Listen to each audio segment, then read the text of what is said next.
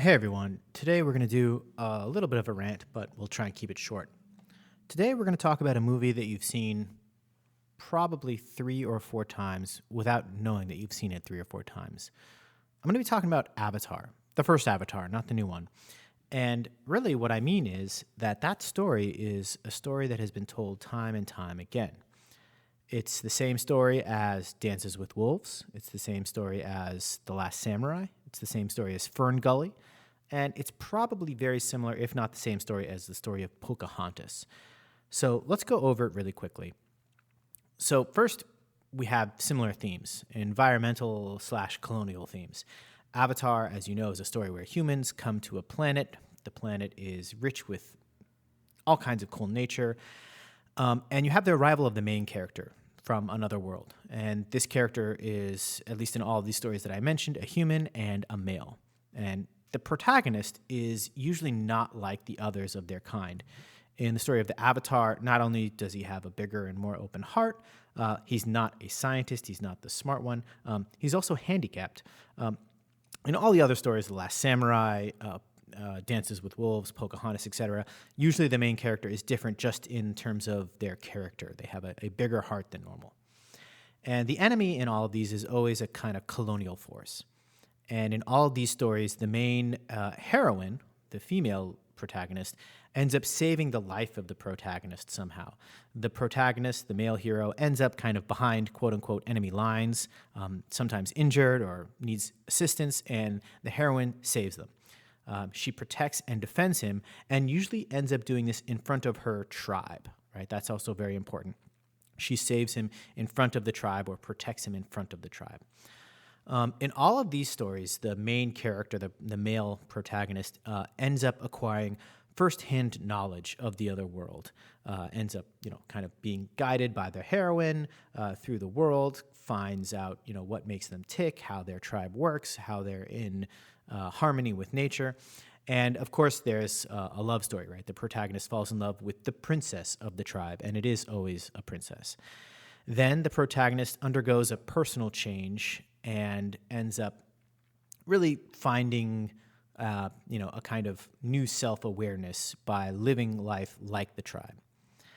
Then, of course, there's a moment where the protagonist lies to the love interest. Sometimes this is a very overt lie. Usually it's a lie of omission, kind of not admitting the full amount of danger that the tribe is in.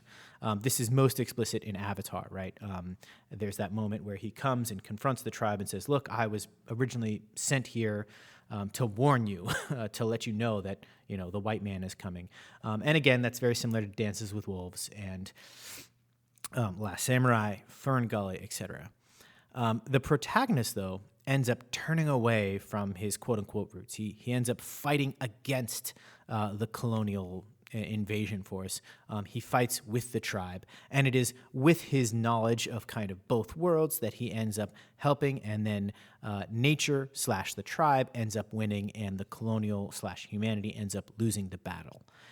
In all of these stories, there's also a kind of a father figure in the tribe.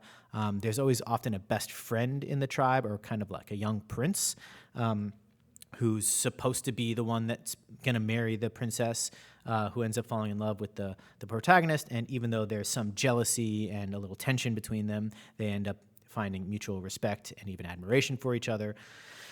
So yeah, this story repeats over and over again. It's what we might call an archetypal story. Dances with Wolves, Avatar, The Last Samurai, I think, are the most explicit version of this story. A lot of people point to Fern Gully, which I'm less familiar with as a movie, but they say it's got the same themes, and I can see it. I have seen Fern Gully. I just don't remember it very well, but I can, based off of what I remember and what I've seen, yeah, it fits it. And same with Pocahontas. Again, I don't totally remember the story, but from a 10,000-foot view, it looks like it fits the same narrative. I'd be willing to bet that this is again like an archetypal story. We can find more ancient versions of it. Foreigner comes in, learns the ways of the new people, ends up becoming part of them, and fights with them against who he originally was. One interesting twist on it I would point to would be District 9. In District 9, you have a human who ends up becoming himself an alien, and what's interesting about it is he actually doesn't enjoy it, right? In all of these other stories, the human, the colonial figure, ends up enjoying and becoming part of that, foreign tribe and appreciates it. In District 9, you don't see that. In District 9, a sci-fi movie, you remember a human ends up becoming an alien. I forget exactly how. I think he gets injected with like this, drug or something, and he starts becoming an alien. And he doesn't want to be an alien. He finds it disgusting. He hates it. He does end up helping an alien escape to the mothership, but really for selfish reasons. It's because he thinks that that alien's going to come back and save him with technology one day, so that he can become a human again. Anyways, I thought that was an interesting kind of twist to the story that has been told over and over again. Again, I haven't seen the new Avatar, but if you ever watched the old Avatar and you liked it, then watch Dances with Wolves. The Last Samurai, I think, of these movies, Dances with Wolves is the best of the Avatar-type movies. Really, Dances with Wolves came before Avatar. You should say Avatar is a Dances with Wolves type movies. The Last Samurai was also okay, but once you've seen Dances with Wolves, The Last Samurai and Dances with Wolves are, almost note for note the same. Dances with Wolves is about Native American tribes, and The Last Samurai is Japanese tribes. And of course, Avatar is a made-up alien tribe. Fern Gully is a tribe of fairies that live in a forest. And Pocahontas, of course, is again about Native Americans. Again, of those movies, I think Dances with Wolves is the best. Maybe it's because it's a historical kind of drama, historical period drama. If you're American, you kind of know that history a little bit. And so it kind of, I think, touches in a different way. Avatar is, of course, the most beautifully shot. When it first came out, it was just stunning, amazing visual effects, which blows all the other ones away. But if you put that aside, the story is the same, note for note, pretty much. And again, I would say the acting and just the screenwriting in general, Dances with Wolves is the best of those.